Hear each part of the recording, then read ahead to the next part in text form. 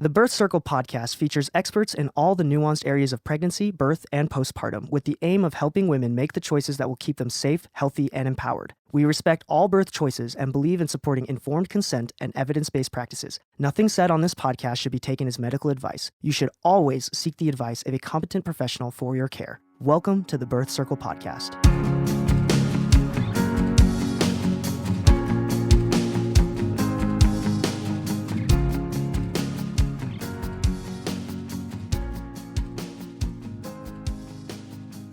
This is Sarah with Birth Circle, and today I'm joined by Nye Derich, and she is an award-winning author of the book Second Chance, A Mother's Quest for a Natural Birth After Cesarian, and she's a master's degree Merit Scholar recipient. And I have had the honor of reading her book. It's incredible, and she gifted some to Birth Circle to give out to families who needed the message. And I am so excited that you're here, Thais. Thank you so much for being here. Thanks for having me, Sarah. So you actually had your own software company, and you've been working with Fortune 500 companies, and you've co-authored business books at the University of California, Berkeley. So where the heck did the birthing come from? Well, that's a great place to start with my story is, I was young and working in San Francisco during the dot-com boom, and just a very independent woman. I dated my husband for many years before marrying, and then when we only moved in together after we were married and wanted children, so needed to make a home. And it was when I got pregnant and had my first child that my whole life just completely changed after that cesarean birth. As does everybody, but your birth ended in a surprise C-section, or did you tell us the story of your birth? Yeah, so it was a healthy pregnancy, and my water broke early, so before I went into labor. So that's kind of the first cascade of interventions. So normally that's not a big deal, and the fear is a risk of infection, but it's like really small. But I didn't know any of this, and so I was like, oh my God, my water broke. And you immediately think about TV shows, and TV shows, the water breaks and everybody's Cue the screaming. Yes, the screaming and the rush to the hospital. But the reality is you just have a wet bed and nothing's happening. And so... Which, let's be honest, happens sometimes without the water breaking for other reasons, right? Yeah, so that was the first thing. We called the doctor, and she was just like, well, call me in the morning. And at the time, I wish I had a doula to call as well. And we actually set our alarm. And I think she said, be in at first thing in the morning, really early. So we set an alarm. I remember I didn't even eat breakfast because I was like so nervous. I didn't know, I had no, didn't educate myself. So we rushed in to the hospital, and I was really bummed I didn't eat, because once you're in the hospital, they don't want you to eat. So I started a very long labor with. So you basically started running a marathon fasting. That the math is great on that one. Okay, so set up for success from the start. Okay.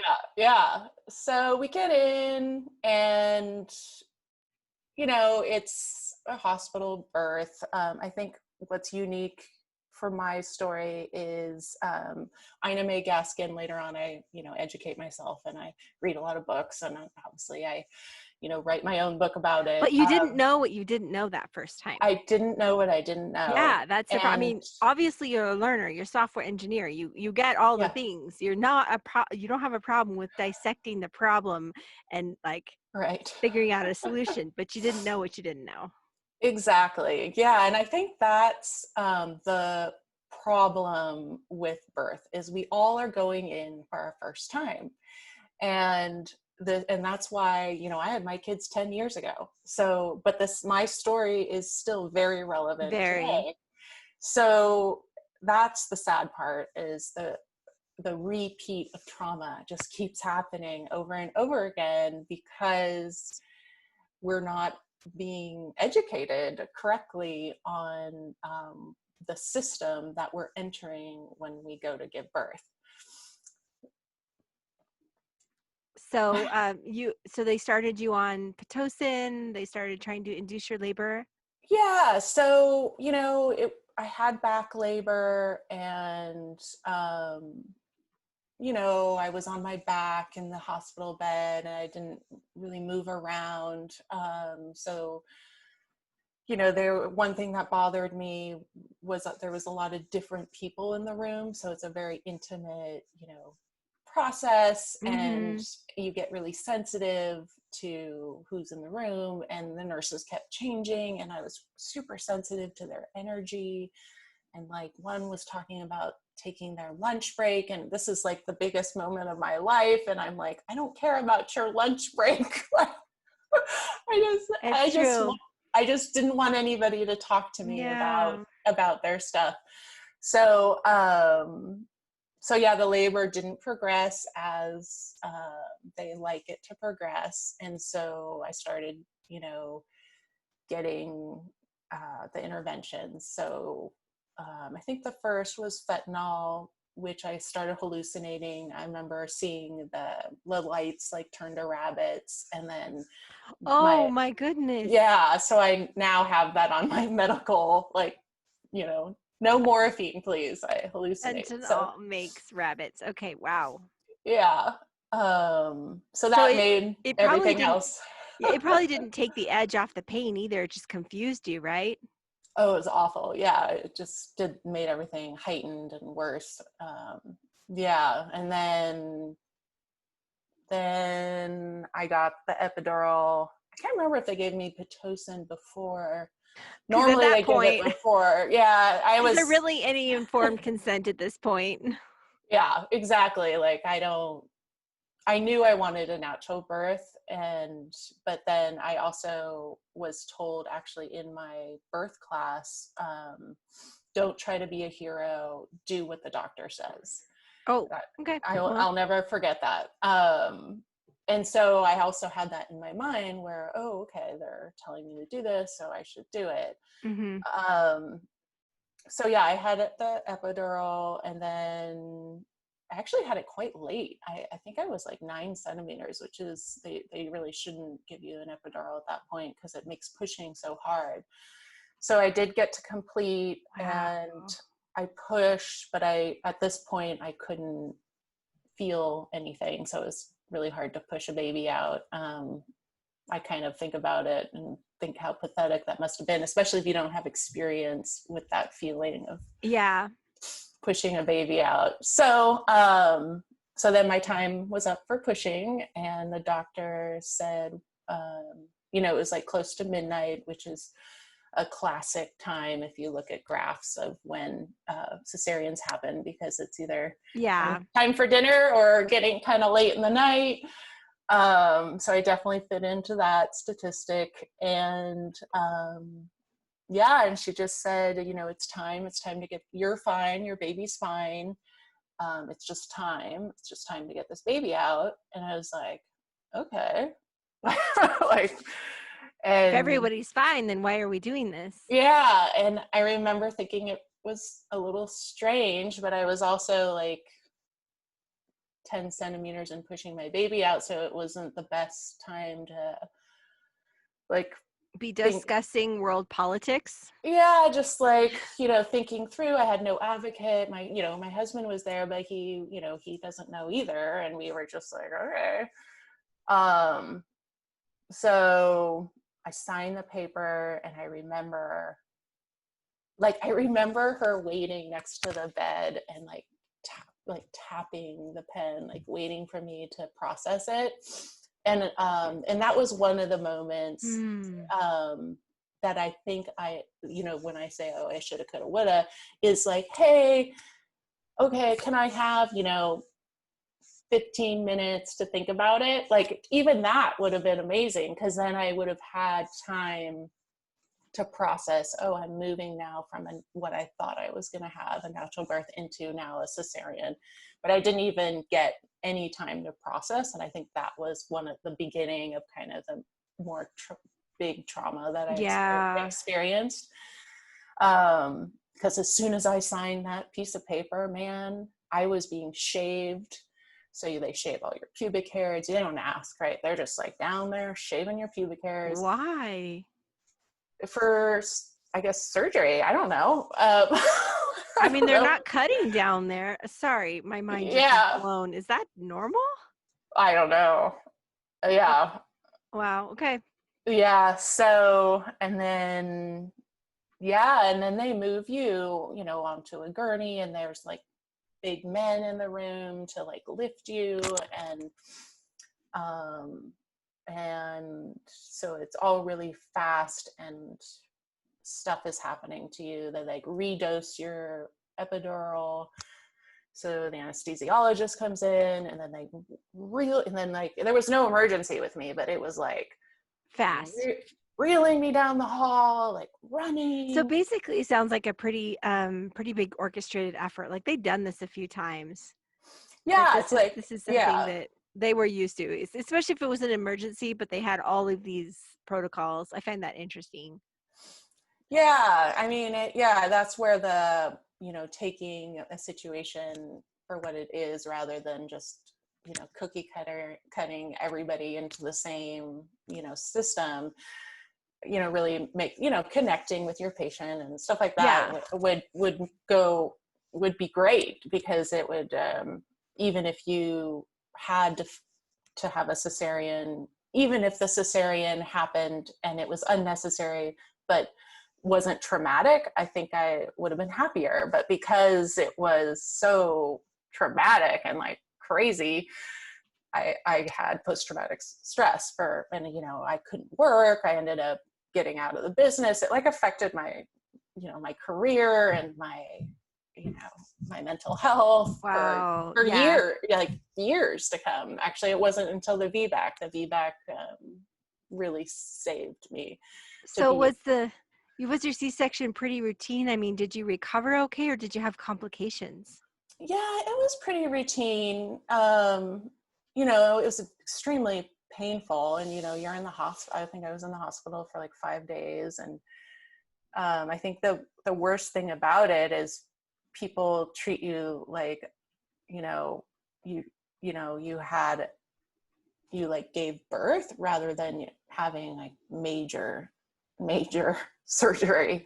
So they're kind of ignoring your needs. They just basically think you just gave birth instead of abdominal surgery, but you just had abdominal surgery, kind of ignoring that.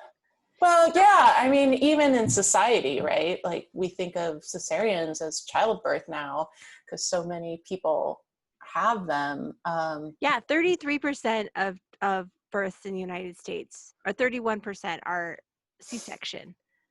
On average. And then some hospitals are more, some are less.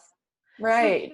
So you were pushing at 10 centimeters. Do you think if you'd been given the time, you could have pushed the baby out, or do you feel like there was like something going on? I mean, your baby comes, wants to come out. And I think that I remember thinking that, like, oh my God, is my baby going to be in here forever? That was the feeling I was being given, was if we don't have the C-section, your baby is like never coming out. And I was like, what?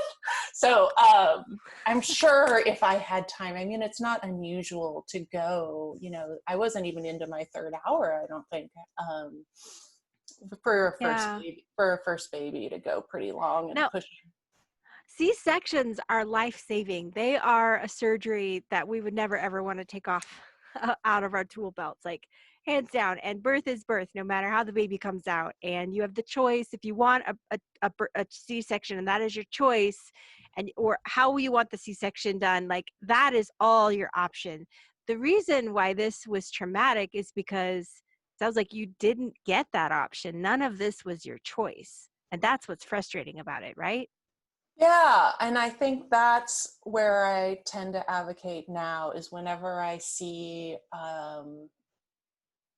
like a like for instance, there's a law right now in California trying to, go through the Senate where to have a VBAC, you would have to ask permission to make that choice. So that's exactly it. It's like we all need to remind ourselves that our rights as people going in and getting medical care doesn't change because we're giving birth.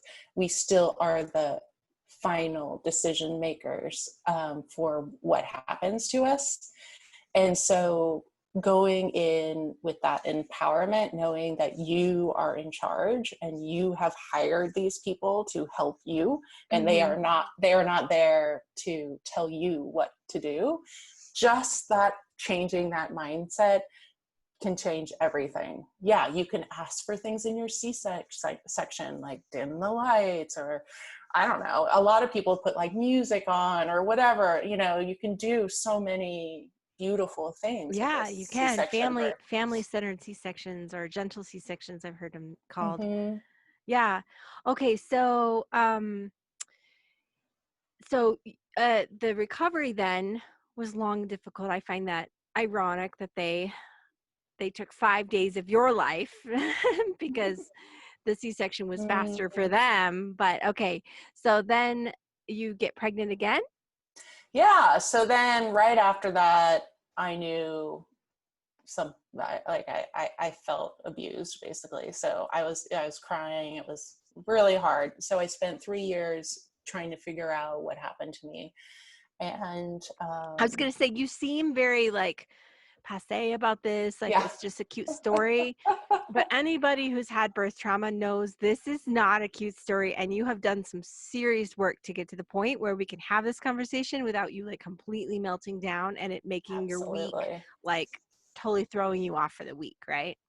Oh God. So if you're So hearing, and true. maybe we should have put a trigger warning on this, but if you're Yeah. hearing her story and you're like, well, she must not have felt that big because she's speaking so plainly about it, that is far from the case. Yeah. And also I'm an author. I give a lot of talks. So I have, Very practiced. yeah, I tell my story a lot. But you're right. Like I remember that was one of the things that I would tell people who I hired to help me recover was I just want to be able to tell my birth story without crying. That was like my That was tagline. your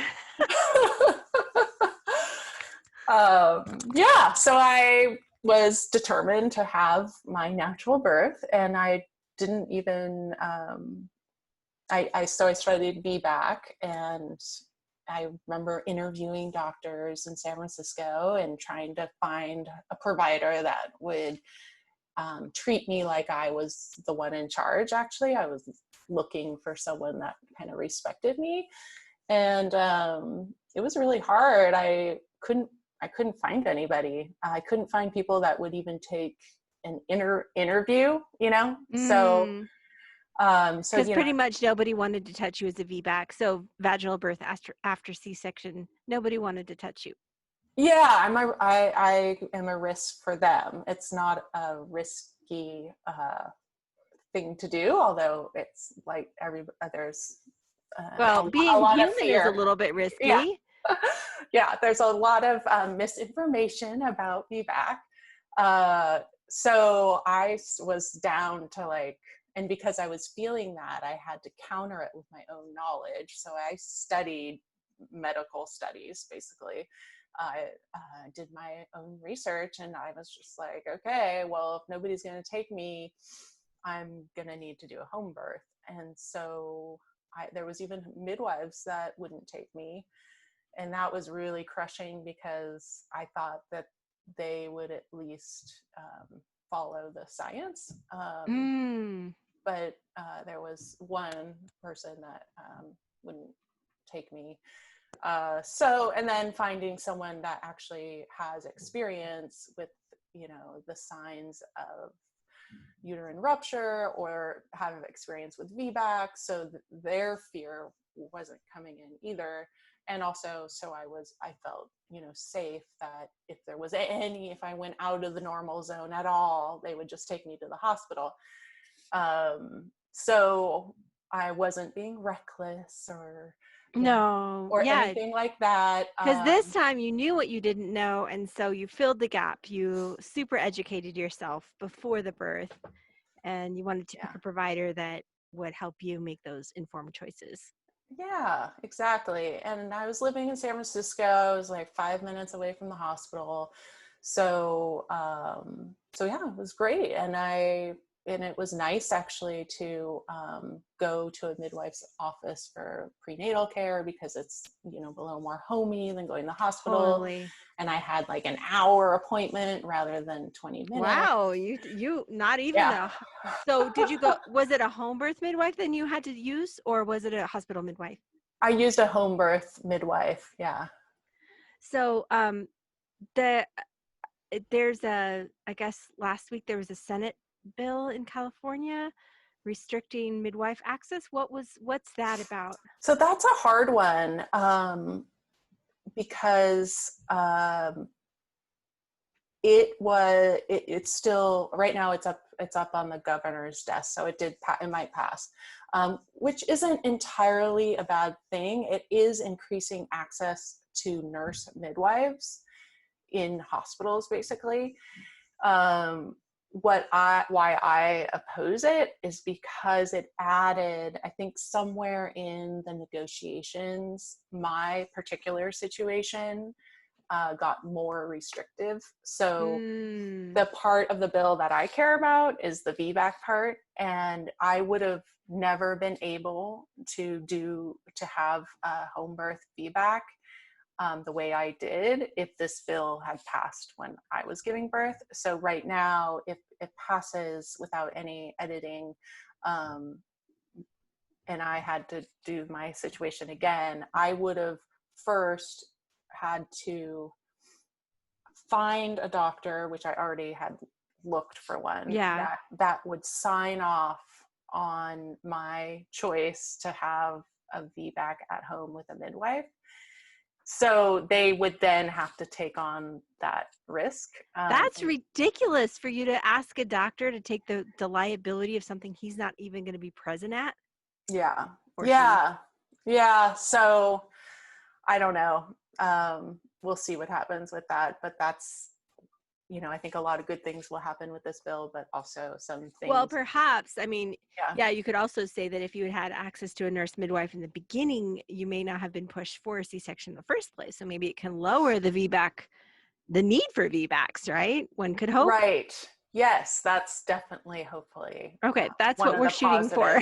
Yeah. All right, California, I'm sending positive thoughts to you right now, even though you're a little bit crazy for doing this anyway. Just stay out of.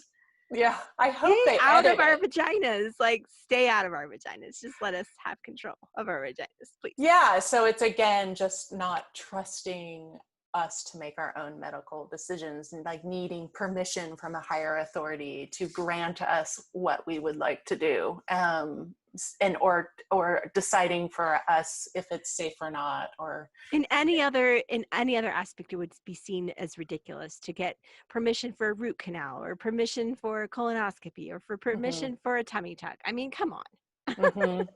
Yeah. Oh, so you did end up then going into labor at home and having your home birth midwife come. And how did that go? It was great. Yeah, I had called West. I named my Cyan baby. I named him after like going west for like New Hope and. I love that. Yeah, so just a little. Now I think about it in our current day and thinking, oh, that's very colonial of me, but whatever. Always trying to like blaze new paths and do things the hard way. Yep. I know. Go, sister. Yeah. So, so he was my 9 to 5 baby, and there was, it was pretty uneventful. I did have a birth tub, which is fun, like going in the water. I didn't give birth to him in the water. I just gave birth to him on my side of the bed at the house, and it was really relaxing, just hearing the kids playing in the backyard, and there was just, some mental stuff like getting stuck where I was stuck before. And I remember saying, asking my midwife, oh my God, is this going to happen again? Like, am I going to be able to like push my baby out? And So you hired a midwife and a therapist, which by the way, they kind of do naturally together, right? Yeah. So you're having to like do a second level. I mean, you'd spend the last 3 years healing from the cesarean, but then during your birth, you're having to do even another layer of healing. Definitely. Yeah. Just getting through that I'm stuck part was kind of interesting. And I remember Maria. Did you get stuck? I mean, it was a little like I was moving very regularly. And then that last little bit, I think it took me like 2 hours instead of 1 to efface, I think. And then she did have to like manually efface my cervix to really open it. And that did the job. That did the job. Yep. Yeah. Super, super painful, but yeah, it was not my favorite thing to have done. No. Yeah. But yeah, and then I didn't take too long to push. I think it was like just an hour. Super intense, but amazing feeling. And to like push a baby, it was just like, I remember my husband, Zach, like just saying, oh my God, you're doing it. Like all your hard work is paying off. And everybody is like totally celebrating in the room. And I'm like still panicked that I need to like my baby's like halfway out of me and I still don't believe that I can do it,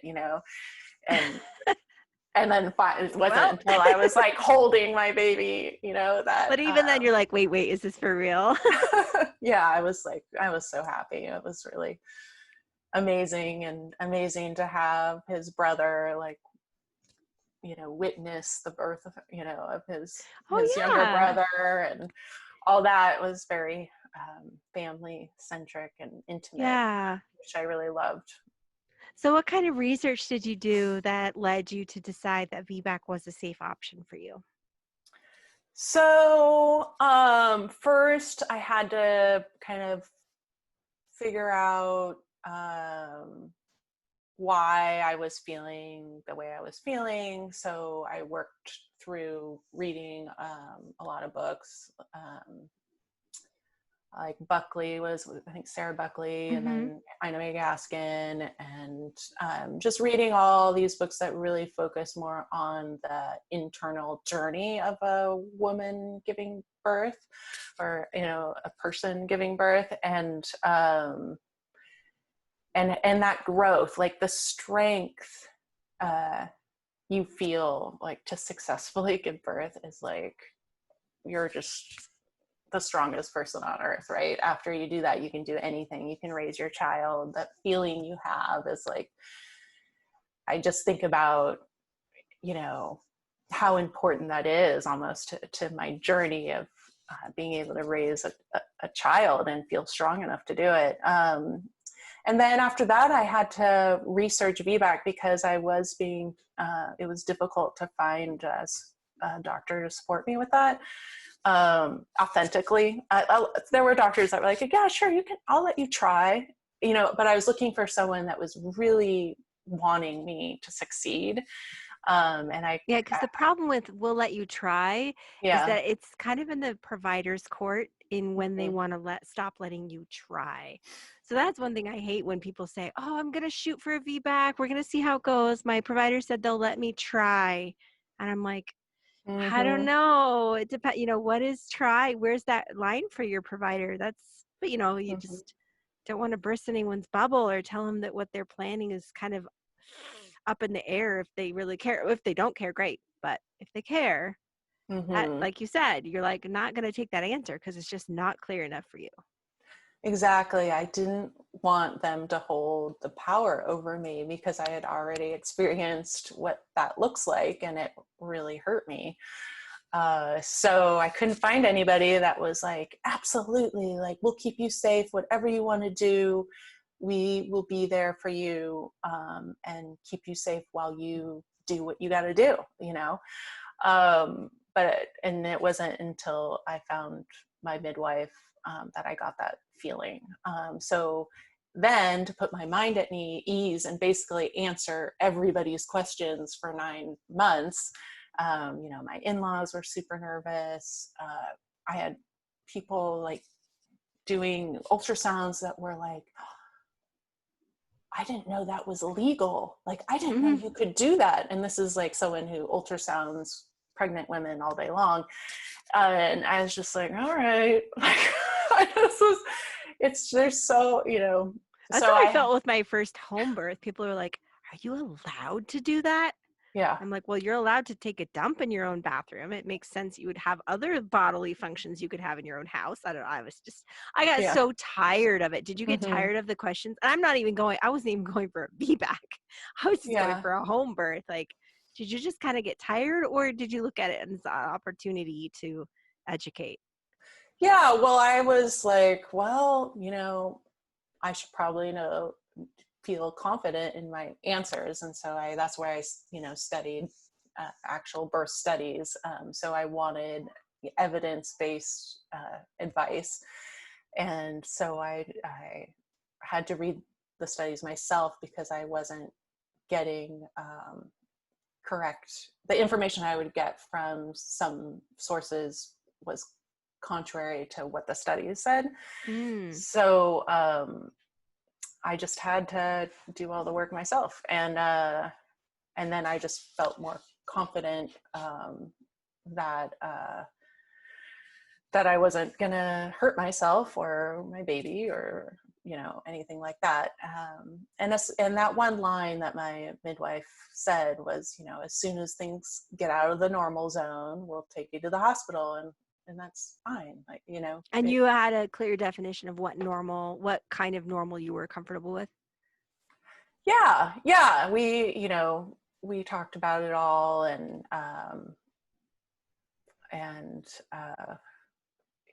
you just, you basically, the big fear with VBAC is the uterine rupture. So and one thing is that I learned was uterine ruptures are like not explosive. So they are slow, like a slow drip. Most of the time. Most of the time. Yeah, I'm not a doctor, but no, I know. This is what I learned, and but you don't just blow up internally and everybody dies at the same time. There are some signs of uterine rupture that you can be watching for. Yeah. And so finding someone that knows those signs and can watch for those while you give birth. So you really need to, when, even if you do a ton of research and you know exactly what's going on, when you're in the moment, you really need to be focusing on birthing your baby and not advocating for yourself. So it's just so important to hire help that you align with, so that they can watch over you while you do your thing. And like also not so the childbirth class, like finding a childbirth class, like I think did you mention this I think before we started recording, your independent childbirth class. So I went to the hospital childbirth class, and that's where I got the whatever the doctor says, don't try to be a hero, do whatever the doctor says. So that not great advice. It's great advice for them. If, they're running a business, that's how they would like you to be a good customer. That's, it's perfectly fine. It is what it is, but you find what works for you, what birth modality, what education modality works for you, feels the most supportive to you. Yeah. So I think it's just important for, new moms to know that it's not straightforward. Like I was like, of course they're going to do everything based on evidence. I am, in San Francisco and, Super enlightened. yeah, but it's not true. And it varies provider to provider based on their values as a person. Well, and policy isn't always evidence-based either. And the evidence can be interpreted differently. That's what I find interesting. You can have this evidence that, ACOG comes out with, and then you have providers interpreting that completely differently. And yeah, and then ACOG changed their policies. So, it's a very fluid,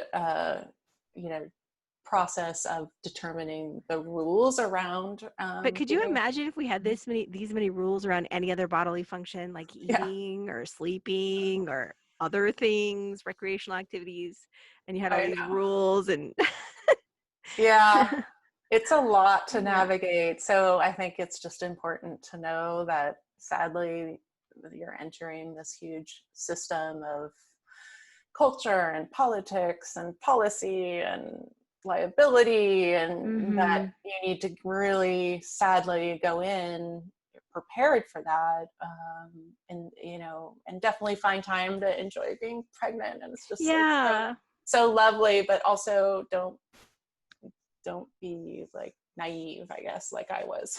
Yeah, don't be naive. Yeah. But really what you discovered then was that VBAC was a very safe option. Do you remember the stats, like the safety of VBAC compared to a repeat C-section? Because there are definitely risks to undergoing abdominal surgery multiple times. We had a mom out here recently, had 6 babies, and her 6th C-section, she died on the table. That's a risk for C-sections, right? What, what's the comparison of safety between a repeat C-section and a VBAC, their relative safety between each other? Yeah, so I remember, it's been a while since I worked through the actual numbers, but I remember a VBAC at home, and the at home part was important because you're relaxed, which plays a lot into having a successful birth, is if you can relax. I think for me, it was the hospital was stressful because all the people being told what to do and stuff. Yeah. So I remember it was very close. But it was slightly weighed on the VBAC at home was safer, especially if you felt like it would be a more comfortable location for you. And that's where I was like, okay, well, it's, even if it was neck and neck, I probably still would have, had a VBAC at home. But it was actually just a hair safer. So that's what ultimately made me feel at ease. Yeah. And there are, I had 3 years in between my C-section, and I had my scar checked, and lots of time to heal. Lots of time to heal. And so I checked all the boxes. I think there's even room to wiggle within those boxes, but I was a very clear-cut VBAC candidate. So the statistics show that VBACs are overwhelmingly successful. That if you try for a VBAC under the right conditions, overwhelmingly you are able to achieve that. Do you think that's because? Do you think that's because of the mindset that you go through with the VBAC, like the rigorous emotional work that you go through when you decide to have a VBAC, that helps, or do you think you can excellently have a VBAC and be okay, or what do you think? So for the people that have VBAC at home are less than 1% of the population giving birth in the United States. So I think, at least for what I thought about my instance, is people who are doing what I did are super strong, like super determined, have done, probably done a lot of work. And so they're going to be successful. And then VBAC, if you want, so like more of I'm going to go in the hospital and I want to try to have a VBAC. I don't know too much about that, but I think that one, just having a second baby. So for instance, I was even pushing. So, my body would have already known more what to do. I would have already kind of had an experience around it. Also, just wanting a VBAC hopefully sets the stage in the hospital, and maybe this time you get someone that's going to encourage you a little more. So I think those types of situations lead to a success, and then also having a provider that is willing to let you try and encourages you. I think even though it's not ideal, it's better than no, we need to schedule you, which is a lot of people. Yeah. Or some So, people, some providers are like, well, okay, you'll be okay with the VBAC as long as you go into spontaneous labor before 38 weeks. And you're like, oh, uh, oh yeah. that seems quite arbitrary since 40 weeks is usually when you want to shoot for. Yeah, I was 41 Who and goes that, into spontaneous labor at yeah, 38 weeks and that, everybody's excited? Like usually you don't want to go into yeah, labor at 38 weeks. I mean, yeah, I, that's a hard one. whoa. So did you get a doula the second time then? Yeah, I had a midwife, I had a doula. And a photographer and a filmmaker Yeah, and I a actually didn't, caterer yeah, didn't and a have any of that. okay. I Just didn't checking. have that, but I had a great childbirth class. I did hypnobirthing. I actually did a session of hypnosis, not with the hypnobirthing class, but hypnosis to replay the C-section to figure out where the trauma happened. And Mm. that was super helpful because I nailed down exactly Exactly why and where it where. happened. Yeah. Mm-hmm. And what else? I had a lovely women's group. We met monthly during my 9 months of pregnancy with my second child, where we did all sorts of talking, and we did some like art, and I had a oh my god, I'm forgetting the name. Anyways, it'll come to me. So just a way more spiritual, relaxing, like serious. This, I can't just run around to my job and act like I'm not pregnant and get my nails and my hair done. Mm-hmm. Like all that I did with my first child, and my second child, I was like, I am not having a shower. I don't want, I'm not having a phone list of people I call when I go into labor because the pressure. I remember Yep. my first baby, there was people in the waiting room waiting to see the baby. They're waiting there for like 6 hours. It was, Pressure to perform. That's a big yes. thing. Like it's a legitimate problem. Yeah. Yeah, especially if you are a people pleaser, then Mhm. having your mom or your friends in the waiting room, you feel bad that they're out there waiting, and even the doctor like putting him inconveniencing him if he has Mhm. a family event or whatever. Totally. So, what would you say to somebody who is actively being denied a VBAC and they would like it? What would be your advice to them? Keep shopping, man. It's a business, especially during COVID. Like, find a hospital that will allow your partner to be there. They're out there. Make sure you're not going to be separated from your baby. Like, you would think these things are just done because it's evidence-based, but it's not. And it's interesting how as soon as there's some little, COVID isn't little, but something to interrupt the normal flow of things, that immediately the birthing person's rights are taken away. So just shop around, ask a lot of questions, make sure you're going to be taken care of in the right way. And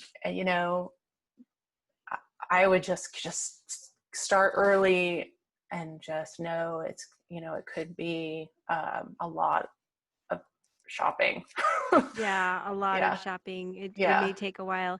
And that Yeah. was my next question is, yeah, what do you think COVID has done to chances of VBAC, do you think it's been a big impact, or do you think it's just, everybody's been affected equally? Mm. Well, I mean, from what I have been reading and hearing from my friends is all things natural are better right now. So there's more home births, there's less, they don't want you coming into the hospital early, which is great. That would have been That's great true. for They me. encourage you to stay home longer. That's great. Yeah. So me coming in when I wasn't first birth, when I wasn't even in labor yet, I just had my water break. That's not good. Yeah. So And also, if you stay home, if you're planning a hospital birth, the longer you can stay home, the longer you can have your doula right there with pressure points, right? yeah, and It's not fun to transfer to hospital in transition, but mm-hmm. but then you get your doula at home. That's just my thinking. I mean, I'm just not having a baby this year, so I don't even know what I would do if I just Yeah, I love it this year. this year. I just want everybody who's listening who is pregnant, my heart really does. It's so hard right now, and the isolation before and after. Uh-huh. My neighbor, she had a preemie, and she wanted her mom to come help, and she asked her mom to take a COVID test before coming, and her mom ended up having COVID, and she got it from her husband who had knee surgery in the hospital, and so they had to wait, and luckily she's here now, but just so hard. It's already hard to have a newborn, to be pregnant and all that, and just right now it just sounds so hard. So I have my heart out to all those people going through these early stages. Is just so difficult. I hope though that I was looking for the silver lining, and how COVID has actually been really great for a lot of people in the birthing world. The home births are up, the confidence in home birthing is up, the options. So there's a lot of negatives, but I'm hoping that it's bringing more awareness to options, just like homeschool is becoming out in the forefront. And whether you believe in it or not, it doesn't matter. The point is that the options are becoming more equal, and so you really can pick what's best for your family instead of just going what the status quo dictates. No, it is. It's kind of funny how like the fringe can overnight turn into the mainstream. Fringe. Oh, like cool. So how old are your kiddos? So Nate is 14 and West is 11. Oh, so this has been a few years. Yeah. So you had babies around the same time. That's fun. So how do people find you if they want to learn more? So my book is on Amazon, and you can also listen to it, and it's an ebook as well. And my website is my first and last name, thayasderich.com. And the book title is Second Chance: A Mother's Quest for a Natural Birth After Cesarian. And I have all my contact information on my website if anybody wants to reach out. And do you have research? Do you have information on your site about VBAC, about stats and math and all sorts of things? I don't have too much of that. I point to other places that make this more of their business. I am more of a mother who is telling her story rather than a place to, like, I haven't continued to research and keep, like, evidence. Well, as long as you're pointing to it, I mean, facts or anything like that. Those are all great places to go for more up-to-date information. But if you are interested in story, then my memoir, is like a story. You're right that it took you 2 years to even realize that you had been traumatized. So now, even listening to this, if you think, oh my goodness, VBAC's even an option, like the first step is to even acknowledge that it exists, that it's a possibility. And you've done amazing in your story, telling your story. I'm sure countless women have been impacted by just hearing your story and going, oh, that Mhm. happened to me, or that could happen to me, or whatever it is, that they make the connection personally. And then it enables them to make a choice that works better for them. Yeah, absolutely. Wow. Awesome. Well, thank you so much. I've been wanting to talk to you since February. So finally, it's been Thank so you. good to talk to you. Yeah, Thank same you. with Thank you, you. Sarah. Thank you so much for having me. It's been So great. again, if you want to reach out to her directly, I'm going to spell it because names, Okay. Yes. ThaisDerich.com. If you missed that, you can always reach me at media@birthcircle.com, and I'll get you in contact with all of her good stuff. And thank you again. Yeah, thank you.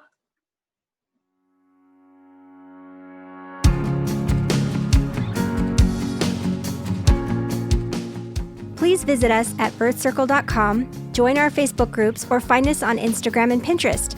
We hope you'll use our resources to support your birthing experience.